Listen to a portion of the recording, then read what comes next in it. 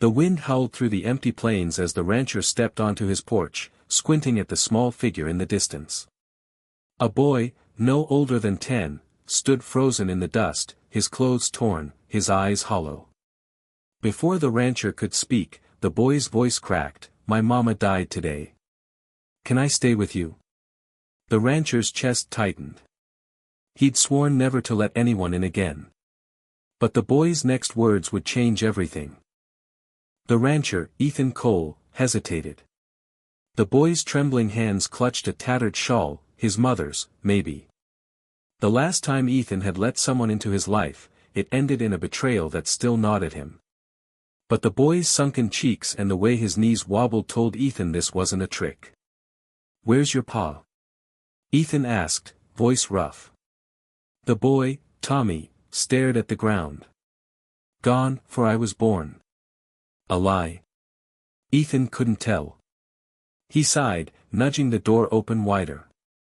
"Get inside, for the coyotes catch your scent." Tommy shuffled in, eyes darting to the rifle above the fireplace. Ethan noticed but said nothing. The boy wasn't here for trouble. Still, as Tommy curled up by the fire, Ethan's gut twisted. Something wasn't right. That shawl, too fine for a drifter's child. And the way Tommy's fingers kept brushing his pocket, like he was guarding a secret. Outside, the wind kicked up again. Ethan bolted the door. Whatever storm was coming, it wasn't just the weather.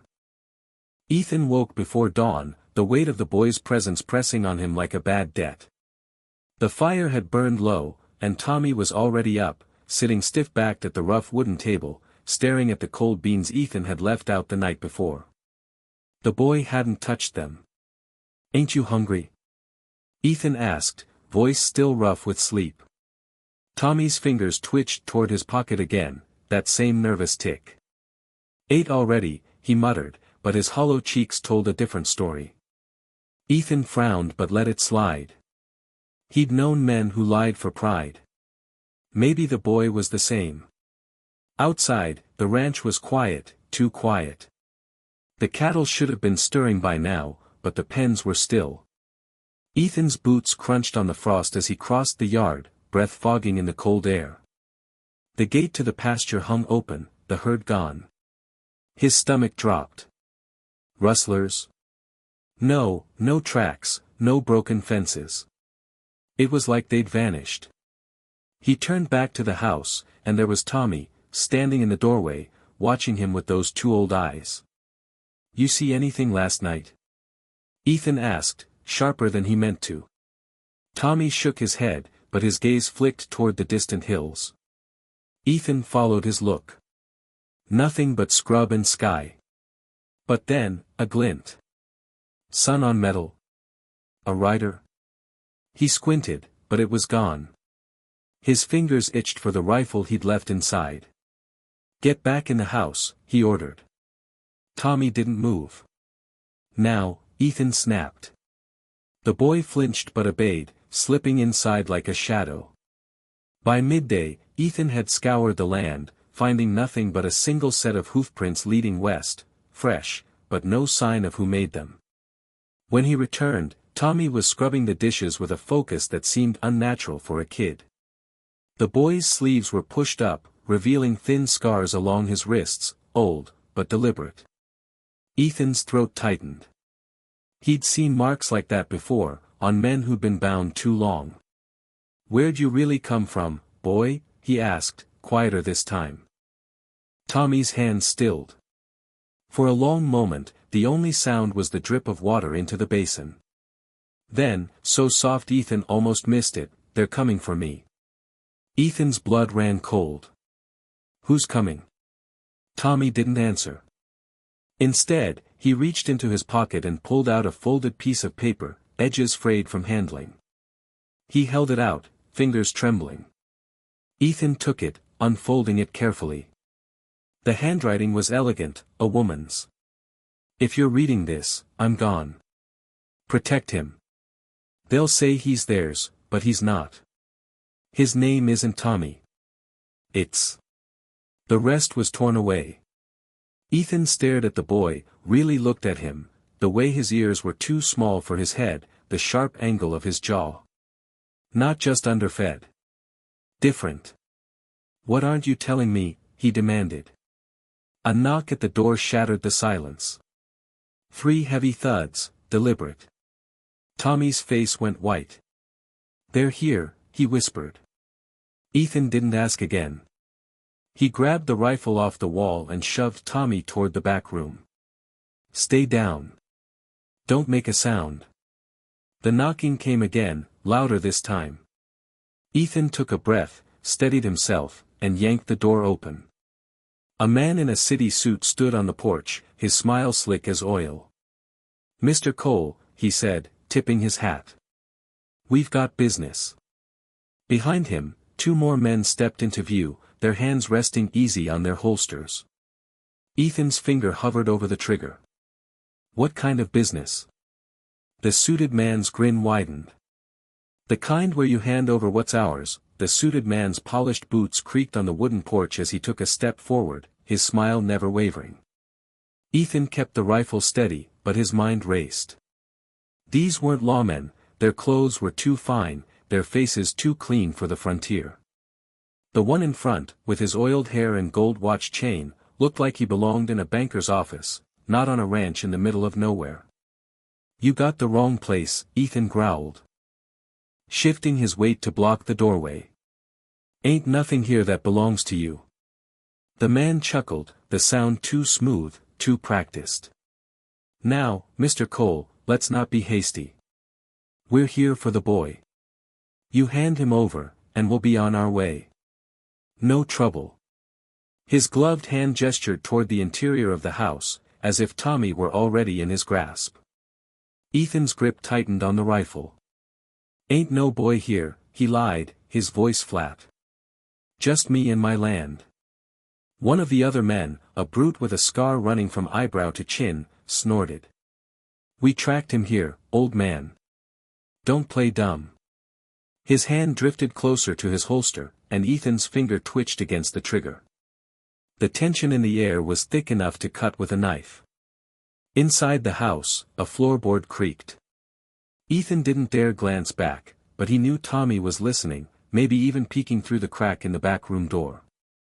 The suited man's eyes flickered toward the sound, and his smile turned razor-sharp. Listen, Cole, he said, lowering his voice like they were sharing a secret. That boy's worth a lot of money to the right people. You hand him over, and we'll make sure you're compensated. More than enough to replace those missing cattle of yours. Ethan's blood ran cold. How the hell did they know about the cattle? The pieces started falling into place, the open gate, the lack of tracks, the glint in the hills. These men hadn't just followed Tommy, they'd been watching the ranch. Waiting. You stole my herd, Ethan accused, his voice low and dangerous. The suited man shrugged, unbothered. Let's call it insurance. Now, about the boy. A sudden crash from inside the house cut him off. Ethan spun around just in time to see Tommy dart out of the back room, a kitchen knife clutched in his small hand.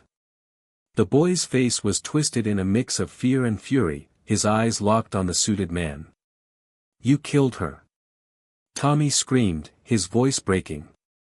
You killed my mama. The suited man's smile vanished. For the first time, he looked uneasy. Tommy, you don't understand. My name's not Tommy, the boy shouted, lunging forward. Ethan moved without thinking. He grabbed Tommy by the collar, yanking him back just as the scarred man drew his revolver. The shot rang out, splintering the doorframe where Tommy had been standing half a second before. Ethan didn't hesitate, he shoved Tommy behind him and fired the rifle into the air, the deafening blast scattering the men on the porch. Run, he barked at Tommy, jerking his head toward the back door. Get to the horses. The suited man's composure shattered. Don't let them leave, he snarled, stumbling back as Ethan leveled the rifle at him. The scarred man and his companion hesitated, their hands hovering over their guns. Ethan didn't wait to see if they'd draw, he slammed the door shut and threw the bolt, then turned to Tommy. The boy was shaking like a leaf, the knife still clenched in his fist. "Who the hell are you?" Ethan demanded. Tommy's breath came in ragged gasps. "My name is Daniel," he whispered. "Daniel Whitaker. My mama she was hiding me from them. They want me because," he swallowed hard, his eyes darting to the window where the men were already regrouping. "Because of my father." Ethan's stomach dropped. Whitaker. He knew that name. Everyone in the territory did. Outside, the suited man's voice carried through the thin walls, icy with fury. "Burn it down." The first tendrils of smoke curled under the door before Ethan could process the suited man's words. His mind raced. Whitaker. Senator James Whitaker, the railroad tycoon who'd been buying up land all across the territory, leaving burned-out farms and broken families in his wake. The man who'd been in the papers just last month for that shady deal with the mining company. If this boy was his son. Ethan's blood turned to ice. This wasn't just about a runaway kid. This was about power, money, and the kind of secrets that got people killed. Tommy, Daniel, was already moving, his small hands dragging a chair toward the back window. The knife was gone, tucked back into his pocket like he couldn't bear to let it out of his sight. "They won't stop," he said, voice steadier than it had any right to be for a kid who couldn't be older than 10. "They set fire to our last place too. Mama barely got us out." Ethan didn't ask how she died. The answer was in the way Daniel's jaw clenched when he mentioned her. He grabbed the boy's arm, hauling him away from the window just as a shadow passed outside, one of the men circling the house. "They're covering the exits," Ethan muttered. The rifle felt heavy in his hands. He could take a shot, maybe drop one of them, but that would just bring the others running. And fire was already licking at the base of the walls, the old dry wood catching faster than he'd expected. Daniel yanked free and darted to the fireplace, grabbing the iron poker. Before Ethan could stop him, the boy swung it hard at the loose floorboard near the hearth. The wood splintered, revealing a hidden compartment beneath, empty except for a single, dust-covered revolver. Daniel grabbed it with the ease of someone who'd done this before. "Mama kept it here," he said, thrusting it at Ethan. "In case."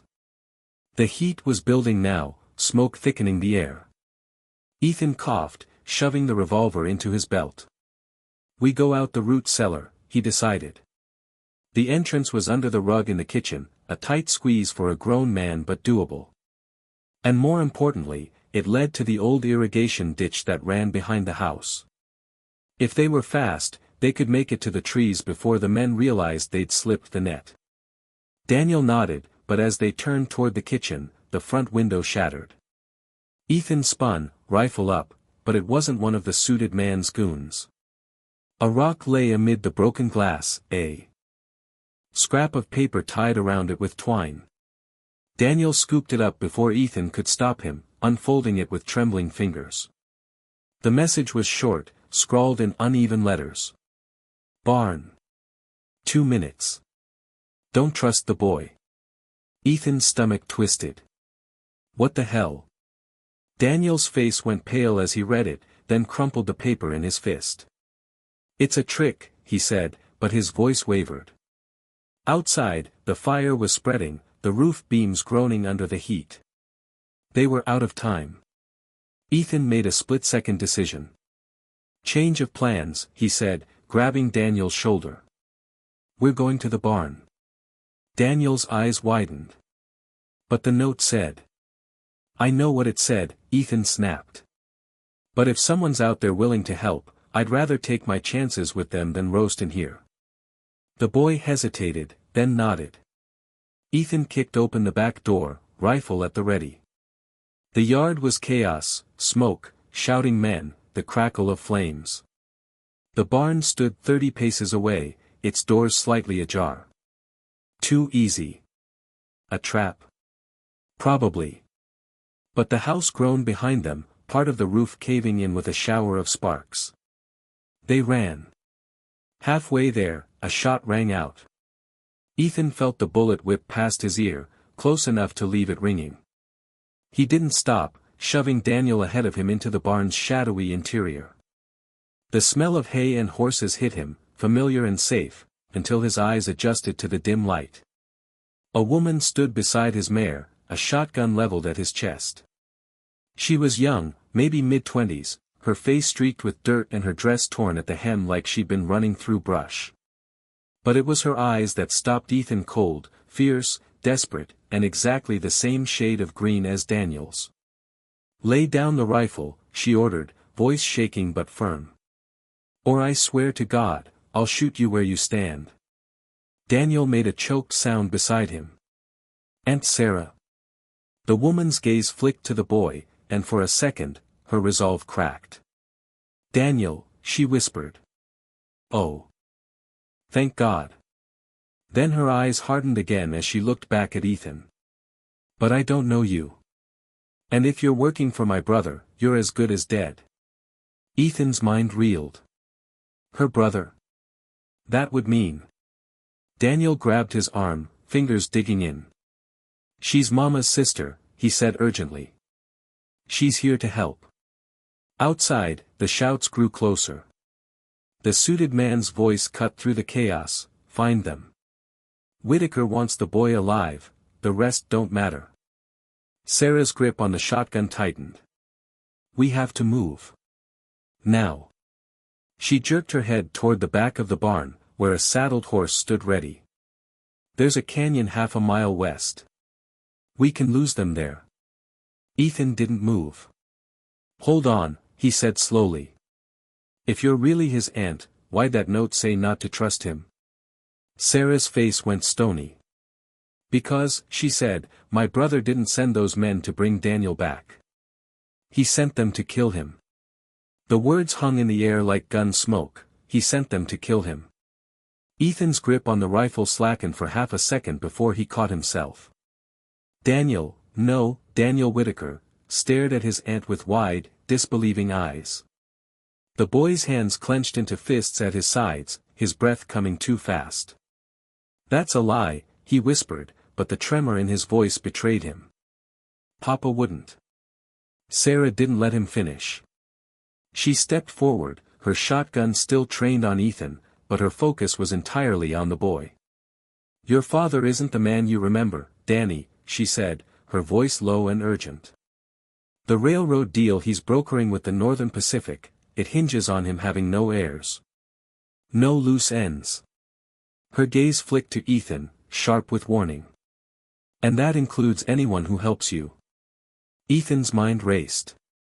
He'd heard whispers about Whitaker's dealings, land grabs, bribed officials, even a few suspicious deaths brushed under the rug. But killing his own son? That was a different kind of evil. The heat from the burning house pressed at their backs. The shouts of the suited man's posse growing closer. They were out of time for explanations. "We need to move," Ethan growled, jerking his chin toward the horse Sarah had saddled. "You take the boy. I'll cover you." Sarah hesitated, her eyes searching his face. "Why would you help us?" "Ain't about you," Ethan snapped. "That boy came to my door asking for help. I don't turn my back on kids." He didn't add the rest, that he'd made that mistake once before, years ago, and the guilt still gnawed at him like a hungry coyote. A gunshot cracked outside, splintering the barn door. Sarah didn't flinch, but Daniel ducked instinctively, his small body folding in on itself. "Now!" Ethan barked, shoving the boy toward Sarah. She slung the shotgun over her shoulder and hauled Daniel onto the horse in one fluid motion, her hands steady despite the chaos.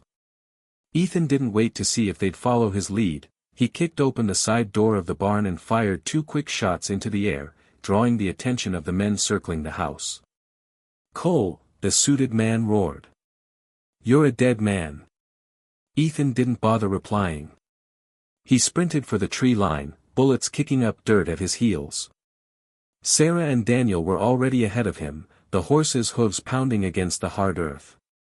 He risked a glance back, 3 men on horseback now, the suited man in the lead, his polished demeanor gone, replaced by something feral. The canyon Sarah had mentioned loomed ahead, its jagged walls offering cover. Ethan veered left, toward a narrow game trail he knew would be too treacherous for the horses.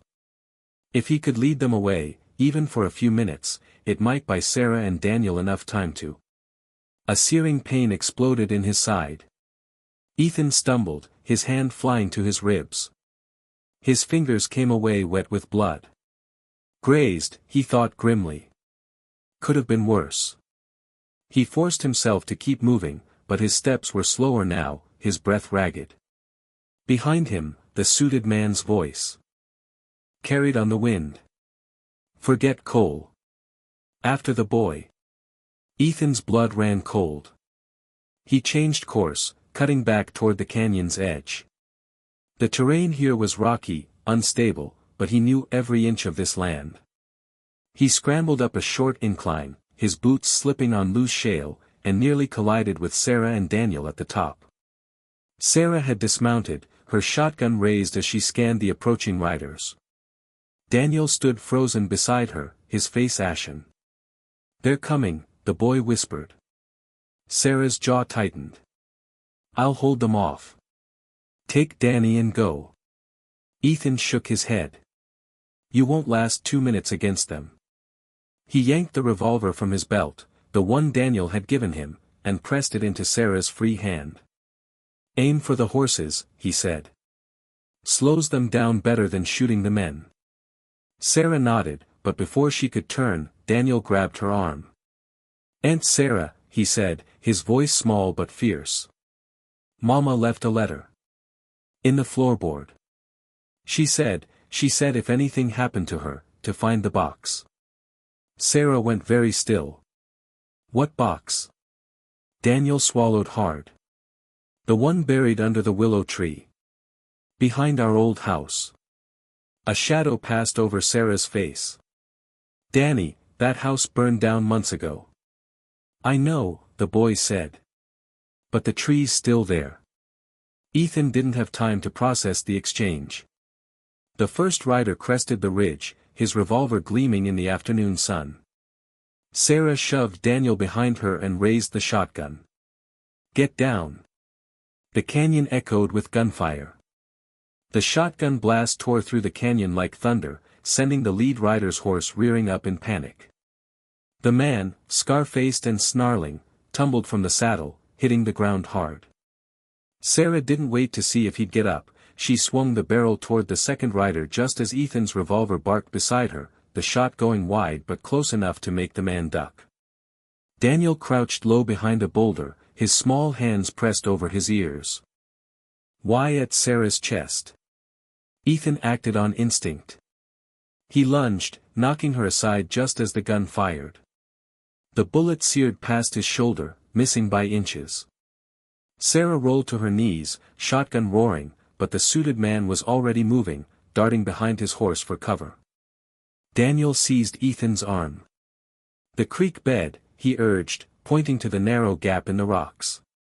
"Aunt Sarah's right, we have to go." Ethan hesitated. Sarah met his gaze, gave one sharp nod, then turned and fired again, buying them time. The scarred man howled in pain, a hit. Gritting his teeth, Ethan grabbed Daniel's wrist and ran for the outcrop. The boy was faster, weaving through the stones with the agility of a kid who'd spent his life hiding. Behind them, more gunfire. Then a woman's cry, "Sarah." Ethan didn't look back. The path was treacherous, loose shale sliding underfoot. The dry creek bed at the bottom was a tangle of roots and boulders, but it offered cover. Daniel led the way, his breath coming in ragged gasps. "The willow tree," he panted. "It's 2 miles east of here. Near where we used to live." Ethan risked a glance over his shoulder. No sign of pursuit yet, but that wouldn't last. "What's in the box?" he demanded. Daniel's jaw set. "Papers. Mama said they'd ruin Papa. That's why he. He trailed off, but the unspoken words hung between them, that's why he killed her." A branch snapped somewhere above them. Ethan shoved Daniel behind a fallen log, pressing a finger to his lips. Silence stretched, broken only by the distant cry of a hawk. Then, boots on gravel. More than one set. The suited man wasn't giving up. Daniel's hand found Ethan's, his fingers ice cold. "They'll keep coming," he whispered. "Even if we get the box, they'll never stop." Ethan studied the boy's face, the fear, yes, but also the stubborn set of his chin. He'd seen that same look on men twice Daniel's age, men who'd decided they'd had enough. "Then we make sure they can't follow," he said quietly. A plan formed in his mind, reckless and half-baked. The creek bed fed into the old mining tunnels farther east. Dangerous as hell, but if they could lose their pursuers long enough to reach the willow tree. A pebble clattered down the slope above them. Too close. Ethan tightened his grip on the revolver. "Ready to run again?" Daniel nodded. "Go." They burst from cover just as a shout rang out behind them. A gun barked, the bullet kicking up dirt at their heels. Ethan returned fire blindly, not aiming to hit, just to slow them down. The creek bed twisted ahead, the walls narrowing. Somewhere beyond that lay the mines. And beyond that, maybe, the truth that could bring a powerful man to his knees. But first, they had to survive the next 5 minutes. The mouth of the abandoned mine yawned before them like a dark, hungry beast. Ethan hesitated at the entrance, the damp, musty air sending a chill down his spine. Daniel didn't slow, he plunged into the shadows without a second thought, his small frame disappearing into the blackness. Ethan had no choice but to follow, the shouts of their pursuers growing louder behind them. The moment they stepped inside, the world outside seemed to vanish. The only sounds were their ragged breaths and the distant drip-drip of water echoing through the tunnels. Ethan struck a match, the feeble light revealing walls scarred by pickaxes and timber supports groaning under decades of neglect. "This way," Daniel whispered, pointing to a fork in the tunnel. "Mama brought me here once. There's an exit near the willow tree." Ethan didn't ask why a mother would bring her child into such a place. He was beginning to understand. This world was full of dangers, and sometimes the darkest corners were the only ones left to hide in. They moved quickly, the match burning down to Ethan's fingers before he lit another. The deeper they went, the more the air smelled of damp earth and something else, something metallic. Blood. His stomach twisted. Then, a sound that didn't belong. A click. Ethan froze, yanking Daniel back just as the ground in front of them gave way with a sickening crunch. The boy stumbled, his foot sending a pebble skittering into the void below. Ethan's match flickered, illuminating the gaping pit that had opened before them, an old mine shaft, hidden under rotted planks. One more step, and they would have fallen into nothingness. "They're booby-trapped," Daniel breathed, eyes wide.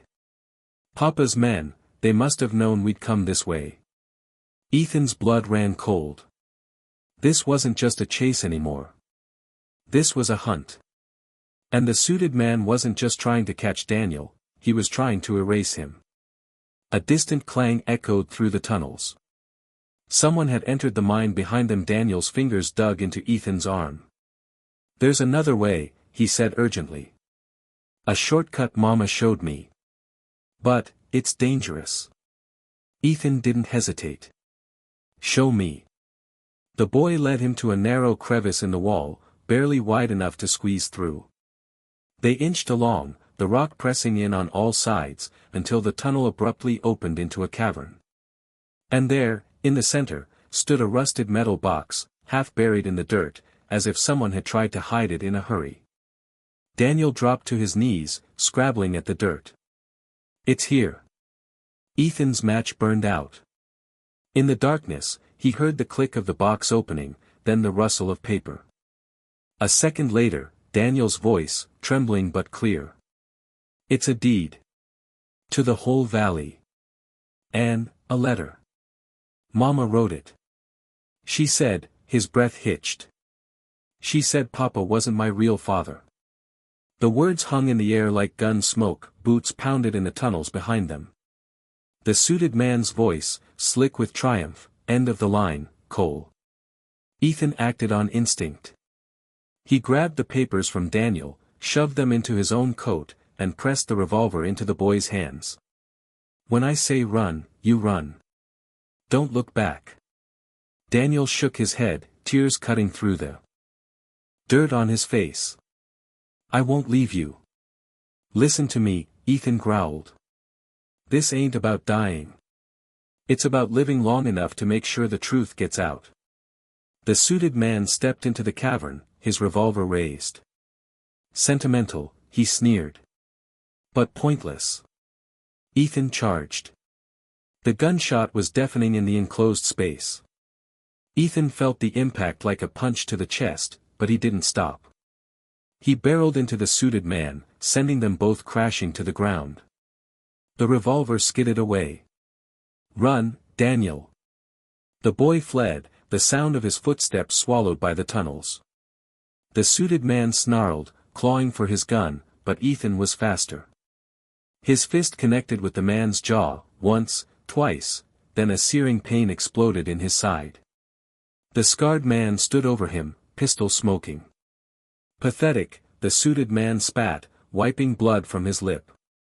"You threw your life away for a kid who wasn't even his." Ethan grinned, red staining his teeth. "Nah. I threw it away for the one who was." His hand closed around the fallen revolver.